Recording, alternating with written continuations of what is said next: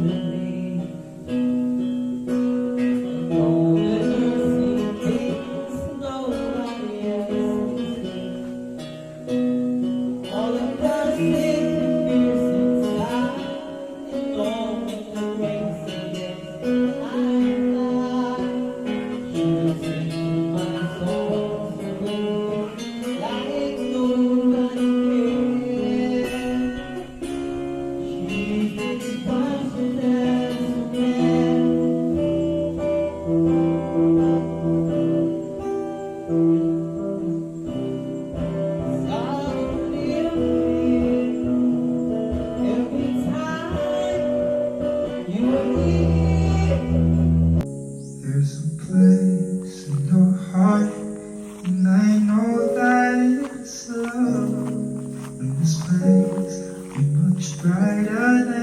tomorrow. And if you really try, you'll find there's no Good morning, good need morning. to cry. In this place, you feel there's no hurt or sorrow. There are ways to get there if you care enough for the living. Make a little space to make a better place. Heal the world, make it a better place for you and for me and the entire human race. There are people dying. If you care enough for the living, make a better place for the world. Make it a better place for you and for me and the entire human race. There are people dying. If you care enough for the living, make a better place for you and for me. Kung pangarap mo magkaroon ng beachfront, bakit di pa ngayon? Bibili ka rin lang naman pala, bakit di pa ngayon? Habang mura pa ang mga lupa. Sa halagang 653 pesos per square meter, beachfront owner ka na.